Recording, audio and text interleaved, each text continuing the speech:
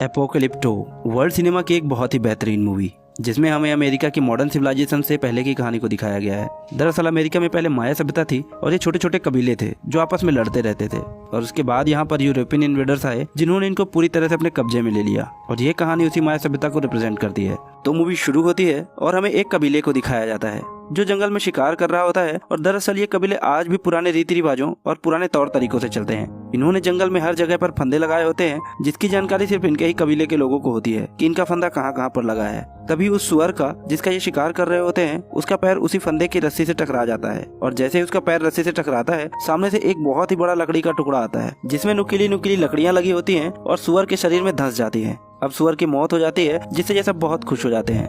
Actually ये कबीला बहुत ही मस्ती करने वाला होता है और सब के सब वहाँ बैठकर हंसी मजाक करते हुए उस शिकार को काटना शुरू करते हैं। अब सबको एक एक टुकड़ा खाने के लिए दिया जाता है, जैसे किसी को दिल दिया जाता है, किसी को कान देते हैं, किसी को नाक देते हैं। उनमें से एक इंसान ऐसा होता है जिसकी संतान नहीं हो रही होती और सब उससे बहुत मजाक करते हैं और जब उसकी बारी आती है तो वो उसे सुअर के टेस्टीज निकाल कर देते हैं और कहते हैं कि इसे खाने से संतान हो जाती है। वो आदमी कहता है कि तुम झूठ बोल रहे हो। वो कहता है मैं झूठ नहीं बोल रहा, मेरे पिता ने इसे 10 बार खाया था और देखो आज मेरी 8 बहनें हैं, एक बड़ा भाई है और एक मैं, यानी हम टोटल 10 भाई बहन हैं। और उसे जो ये बोल रहा होता है वही इस मूवी का मेन हीरो है जिसका नाम है जगुआर पो। उसके पिताजी भी पीछे खड़े होते हैं और वो आदमी इशारे से उनसे पूछता है कि क्या आपने सच में खाए थे। वह बोलता है हाँ। अब जैसे ही वह उसे मुंह में डालता है उसका टेस्ट बहुत ही गंदा होता है, वह उसे खा ही नहीं पाता, उसे उल्टी आ जाती है। अब इतने में सब हंसने लग जाते हैं और उसका मजाक उड़ाते हैं और आपस में लड़ने लग जाते हैं। तभी हीरो के पिताजी जो इस कबीले के सरदार भी हैं जिन्होंने उसे कहा था कि मैंने भी खाए हैं, वो पीछे से आते हैं और उनकी लड़ाई छुड़वा देते हैं और उसको अपने साथ साइड में ले जाकर कहते हैं कि तुम्हें और स्ट्रांग बनना पड़ेगा, तुम बार बार मजाक का पात्र क्यों बनते हो। वो बोलता है कि मेरे बच्चे नहीं होते इसलिए ये मेरा मजाक उड़ाते हैं। वो कहते हैं मेरे पास एक ऐसी दवा है जिसको यूज करने से तुम्हारे बच्चे हो जाएंगे। वो कहता है क्या सच में ऐसा हो सकता है। सरदार कहते हैं हाँ ऐसा हो तो सकता है, लेकिन एक बात का ध्यान रहे कि जो दवा मैं तुम्हें दे रहा हूँ ये बहुत ही स्ट्रांग है। वो कहता है कि प्लीज मुझे ये दवा दे दो, मैं किसी भी तरह से बाप बनना चाहता हूँ और इन सब का मुंह बंद करना चाहता हूँ। सरदार कुछ पत्ते निकालता है और उसे देता है। वह उसे खाने ही वाला होता है लेकिन सरदार उसे रोकते हुए कहता है इसे खाओ मत, बल्कि जब तुम संभोग करोगे उससे पहले इसे अपने लिंग में लगा लेना, लेकिन खाना मत। और तभी हमारे हीरो यानी जगुआर पो को एहसास होता है कि उसके पीछे झाड़ियों में कोई है। वो खड़ा होकर उस तरफ देखने लगता है और उनसे पूछता है कि तुम्हें क्या चाहिए। वहाँ झाड़ियों से कुछ आदिवासी निकलते हैं और इनके सामने 4 बड़ी बड़ी मछलियाँ रख देते हैं। वह कहते हैं कि हम यहाँ से गुजरना चाहते हैं। बदले में ये भी अपने शिकार का एक टुकड़ा जो इन्होंने अभी अभी किया होता है उन्हें देते हुए यहाँ से गुजरने की परमिशन दे देते हैं। और अगले ही पल झाड़ियों के पीछे से बहुत सारे आदिवासी निकलते हैं और ये सब के सब वहाँ से जाने लगते हैं। जगुआर पो देखता है कि इनमें से बहुत सारे लोग घायल होते हैं। वह इनसे पूछता है कि हुआ क्या था। उनमें से एक आदिवासी बोलता है कि हमारा कबीला तबाह हो गया और अब हम एक नई शुरुआत के लिए जा रहे हैं। जगुआर पो उनसे पूछना चाहता है कि आखिर हुआ क्या था और वह उनके पीछे जाने लगता है, पर उसके पिताजी जो इस कबीले के सरदार भी होते हैं वह जगुआर को उसके पीछे जाने से रोक देते हैं। लेकिन जगुआर कहीं ना कहीं अंदर से परेशान होता है और उसे लगता है कि जरूर कुछ ना कुछ गलत हुआ है। उसके पिता उसे कहते हैं कि तुम काफी परेशान लग रहे हो। जगुआर कहता है हाँ मैं हूँ। उसके पिता कहते हैं वह जो कबीला था उनके दिल में डर बैठ गया था और डर का कोई इलाज नहीं होता और मैं चाहता हूँ कि तुम भी मत डरो और अपना यह डर लेकर तो गाँव में बिल्कुल भी मत जाना। अब ये सब के सब वापस अपने कबीले में आ जाते हैं और इनके कबीले का माहौल भी बहुत अच्छा होता है। ये वहाँ पर भी बहुत हंसी मजाक करते हैं और वो आदमी जिसका सभी मजाक उड़ाते हैं उसे एक बूढ़ी औरत पकड़ लेती है जो उसकी सास होती है। वह उसे कहती है कि तुमने मुझे धोखा दिया है, मुझे एक पोता चाहिए, अगर तुम मुझे पोता नहीं दे सकते तो मैं तुम्हारी जगह किसी और को ले आऊंगी। अब वह आदमी और उसकी बीवी अंदर चले जाते हैं ताकि वह बच्चे के लिए फिर से कोशिश कर सके। और आपको याद होगा कि हीरो के पिताजी ने उसे जंगल में एक दवा दी थी कि अपने लिंग पर लगा लेना और इससे बच्चे पैदा हो जाएंगे। पर जैसे ही वह उस दवा को लगाकर सहवास शुरू करता है उन दोनों को बहुत ही जलन होने लगती है और दोनों इधर उधर भागना शुरू कर देते हैं। दरअसल वह कोई दवा नहीं होती बल्कि मिर्ची का पाउडर होता है और उनको भागता देखकर सब बहुत हंसते हैं, बहुत मजाक उड़ाते हैं। अब हम जगुआर पो को देखते हैं जो अपने घर जाता है और अपनी पत्नी से मिलता है जो कि प्रेग्नेंट है। उसका एक बेटा भी है और वह इन दोनों से बहुत ही प्यार करता है। इसके बाद यह दिखाते हैं कि कबीले में सब नाच रहे होते हैं, गा रहे होते हैं, लेकिन जगुआर पो कहीं ना कहीं खोया होता है क्योंकि आज सुबह उसने दूसरे कबीले की जो हालत देखी थी उसे कहीं ना कहीं उसके दिल में एक डर बैठ गया है। उसकी पत्नी पूछती है कि तुम इतने गुमसुम क्यों हो। वह उसे कुछ नहीं बताता और उसकी गोद में सिर रखकर सो जाता है। और रात में जगुआर जब अपने परिवार के साथ सो रहा होता है तभी उसे कुत्ते के भौंकने की आवाज आती है जिससे वह जग जाता है। उसे एहसास होता है कि बाहर कुछ हलचल हो रही है।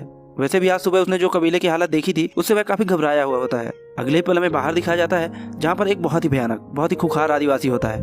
उसके सभी साथी पेड़ों के पीछे छुपे होते हैं जो उसके इशारा करने पर मशाले लेकर पेड़ों से बाहर आ जाते हैं। जगुआर अपने घर से बाहर देखता है, उसे कुछ जलती हुई मशालें दिखाई देती हैं और वह समझ जाता है कि कुछ न कुछ खतरा है। वो अपने परिवार को लेकर बाहर निकलता है लेकिन तभी हमलावरों में से एक इन्हें देख लेता है और उन पर हमला कर देता है, लेकिन जगुआर पो उसे खत्म कर देता है। जगुआर अपने परिवार को लेकर एक सूखे कुएं के पास जाता है और वो अपने बेटे और अपनी पत्नी को, जो कि प्रेग्नेंट होती है, उसे रस्सी के सहारे धीरे धीरे कुएं में छोड़ना शुरू करता है। और जब वो नीचे जा ही रहे होते हैं तभी उन हमलावरों में से एक आदिवासी जगुआर को देख लेता है और वो भागता हुआ उसकी तरफ आता है, लेकिन जगुआर जल्दी जल्दी अपनी पत्नी और अपने बच्चे को नीचे छोड़ने लगता है, जिससे वो नीचे गिर जाते हैं। तभी वो आदिवासी इन तक पहुंच जाता है, पर जगुआर उसे पैर से गिरा देता है और इससे पहले कि वो कुएं के अंदर गिरता, जगुआर उसका पैर पकड़कर खींच लेता है।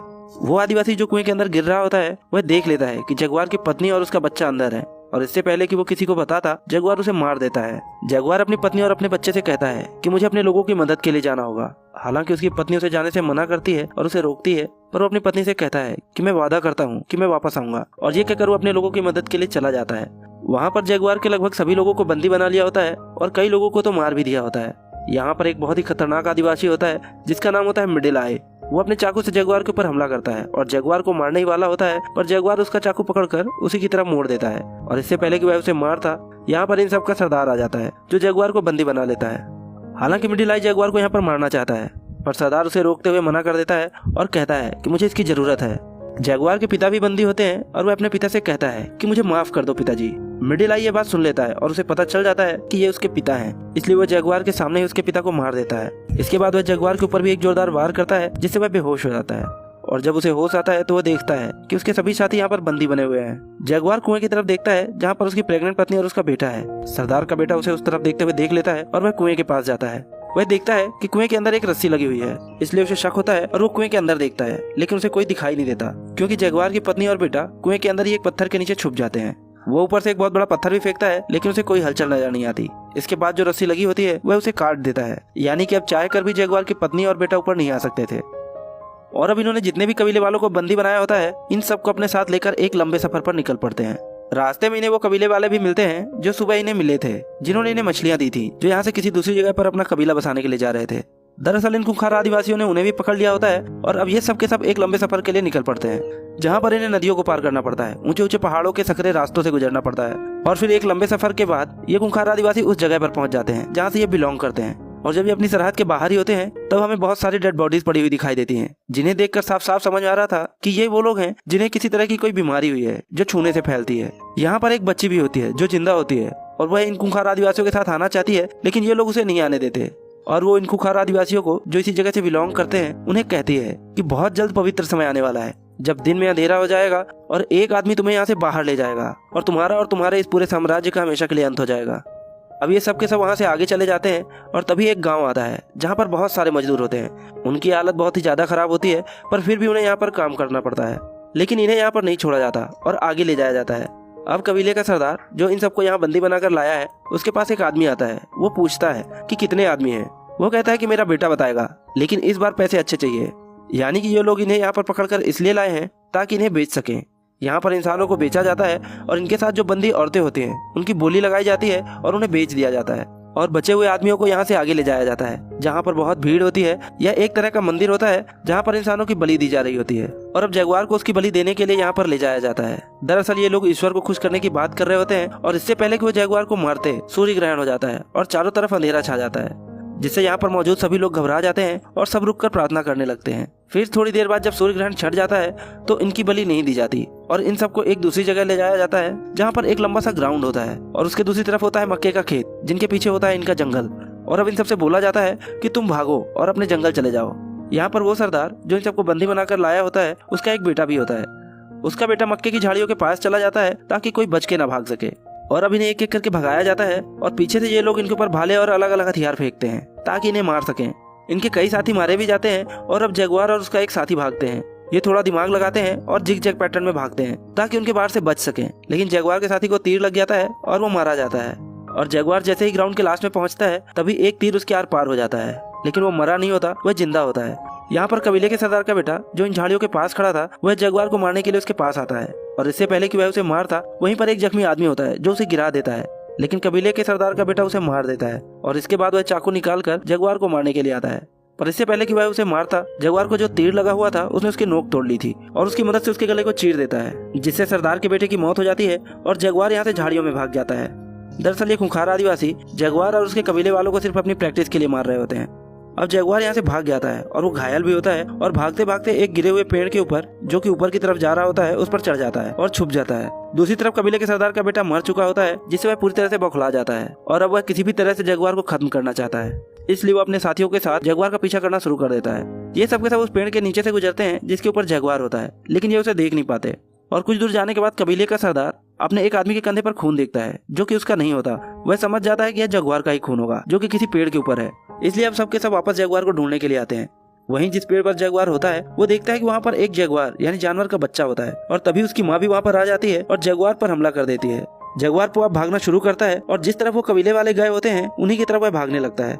जगुआर अपनी पूरी तेजी से भाग रहा होता है और उसके पीछे खूंखार जानवर होता है, लेकिन इससे पहले कि वो जानवर जगुआर को पकड़ता, उसके और उस जानवर के बीच में एक कबीले वाला आदमी जो कि जगुआर को मारना चाहता है वो आ जाता है और वो जानवर उसे मार देता है। जगुआर यहाँ से तो बचकर निकल जाता है, लेकिन कबीले वाले अब भी लगातार उसका पीछा कर रहे होते हैं और एक मोमेंट ऐसा आता है जहाँ पर रास्ता खत्म हो जाता है। दरअसल ये बहुत ही ऊंचा झरना होता है और यहाँ से कूदने का मतलब शायद मौत है, लेकिन उसके पीछे भी मौत है, इसलिए जगुआर वहाँ से कूद जाता है। उसकी किस्मत अच्छी होती है कि वो बच जाता है और किनारे पर पहुंच जाता है। और जब वो ऊपर देखता है तो वहाँ पर कबीले का सरदार और उसके बहुत सारे आदमी उसे देख रहे होते हैं। जगुआर अब इन लोगों को ललकारता है क्योंकि वह अपने जंगल में आ चुका था जहाँ पर वो शिकार किया करता था। वह कहता है कि मेरे दादा ने यहाँ पर शिकार किया था, मेरे पिता ने यहाँ पर शिकार किया था, मैंने भी यहाँ पर शिकार किया और मेरे बच्चे भी यहाँ पर शिकार करेंगे। अगर हिम्मत है तो आ जाओ। ऊपर कबीले के सरदार के साथ एक आदमी होता है। वो कहता है कि हमें इसके पीछे नहीं जाना चाहिए, हमें वापस चले जाना चाहिए। दरअसल उसे उस बच्चे की भविष्यवाणी याद आती है जिसने उसे कहा था कि तुम सबका अंत होगा, एक आदमी आएगा जो तुम्हें तुम्हारे जंगल से बाहर ले जाएगा और इसके बाद तुम कभी वापस नहीं आओगे। सरदार उसे चाकू मार देता है, यानी कि वह अपने आदमी को ही मार देता है। और इसके बाद ये खूंखार आदिवासी एक एक करके वहाँ से कूदते हैं। इसकी वजह से इनके एक आदमी की मौत भी हो जाती है, पर बाकी बचकर किनारे पर आ जाते हैं और जगुआर के पीछे जाते हैं। जगुआर वो आगे भाग रहा होता है और तभी अचानक एक दलदल में गिर जाता है। वह किसी तरह से अपने आप को उस दलदल से निकालता है और उसके पूरे शरीर पर कीचड़ लग चुका होता है। तभी उसका दिमाग घूमता है और वह भागते हुए एक जगह पर रुक जाता है और वह अपने आप से कहता है, मैं हूँ जगुआर पो और ये जंगल मेरा है और मुझे यहाँ से कोई नहीं भगा सकता, मैं किसी से नहीं डरता। और इसके बाद वह उन आदिवासियों से डर के भागता नहीं है, बल्कि उन आदिवासियों को जो इसके पीछे आ रहे होते हैं अलग अलग तरीके इस्तेमाल कर एक एक करके सबको मारना शुरू करता है। सबसे पहले वह उनके ऊपर मधुमक्खियां छोड़ता है और इसके बाद वह मेढक के जहर से एक आदमी को मार देता है। और तभी उसके सामने वो आदमी आ जाता है जिसने इसके पिताजी को मारा था, यानी कि मिडिल आई। जगुआर को देखता है कि बीच में एक हथियार पड़ा हुआ है और मिडिल आई उसकी तरफ भागना शुरू करता है और वह भी उसकी तरफ भागना शुरू कर देता है। और जैसे ही जगुआर हथियार के पास पहुंचता है, वह अपने घुटनों के बल घिसटता हुआ उस हथियार को उठा लेता है। मिडिल आई उस पर वार करता है, लेकिन वह चूक जाता है, लेकिन जगुआर को अपने वार से नहीं चूकता और वह उसे मार देता है। अब हम देखते हैं कि यहाँ पर बारिश होना शुरू हो जाती है और जगुआर पो की बीवी और बच्चा कुएं के अंदर होते हैं जहाँ पर लगातार पानी भर रहा होता है। उसकी पत्नी को अब यहाँ पर लेबर पेन भी शुरू हो जाता है, यानी कि किसी भी वक्त उसकी डिलीवरी हो सकती है। और जगुआर पो भागता हुआ कुएं तक पहुंच जाता है। उसके बीवी बच्चे उससे बोलते हैं कि हमें बाहर निकालो, क्योंकि वह डूब रहे होते हैं। पर अभी बचे हुए 3 आदिवासी उसके पीछे आ रहे होते हैं। उन तीनों में से 2 आदिवासी कुएं पर रुक जाते हैं क्योंकि वह देखना चाहते हैं कि कुएं के अंदर कौन है। वह उसके बीवी और बच्चों को देख लेते हैं और कबीले का सरदार, जो कि सबसे ज्यादा खूंखार है, वह जगुआर के पीछे भाग रहा होता है और जगुआर भागते भागते अचानक एक जगह रुक जाता है। जगुआर ने उसके बेटे को मारा था, इसलिए वह उसे दूर से ही तीर मारता है, जो कि उसके दिल के थोड़ा सा ऊपर लगता है। जगुआर अब जख्मी हो जाता है, लेकिन फिर भी वह खड़ा होकर कबीले के सरदार को चैलेंज करता है। कबीले का सरदार अपना तीर कमान नीचे फेंक देता है और चाकू निकालता है और जगुआर की तरफ भागना शुरू कर देता है। और तभी उसका पैर किसी चीज से टकराता है। दरअसल ये वही फंदा होता है जो जगुआर और उसके कबीले वाले जानवरों को मारने के लिए लगाते थे। जिस तरह से इस कहानी की शुरुआत में भी उन्होंने एक सुअर को मारा था, और जैसे ही उसका पैर उस फंदे से टकराता है, सामने से एक बहुत बड़ी लकड़ी आती है जिसमें बहुत नुकीली नुकीली लकड़ियां लगी होती है। वह उसकी छाती से टकराती है और उसके शरीर के आर पार हो जाती है और कबीले के सरदार की यहीं पर मौत हो जाती है। अब जगुआर को यहाँ से भी भागना पड़ता है क्योंकि बचे हुए 2 आदमी इसी की तरफ आ रहे होते हैं।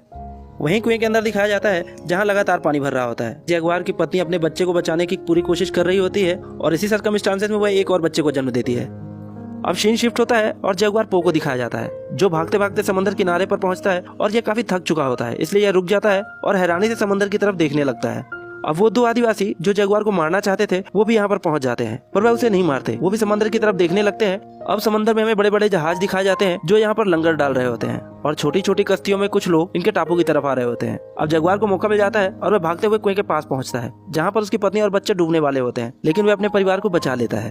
अब अंत में हमें दिखाया जाता है कि जगुआर अपने परिवार के साथ जंगल में होता है और उसकी पत्नी समंदर में बड़े बड़े जहाजों को देखते हुए पूछती है कि क्या हमें उस तरफ जाना चाहिए। जगुआर कहता है हमें जंगल में जाना चाहिए ताकि हम एक नई शुरुआत कर सकें, और वो दोनों जंगल की तरफ चले जाते हैं।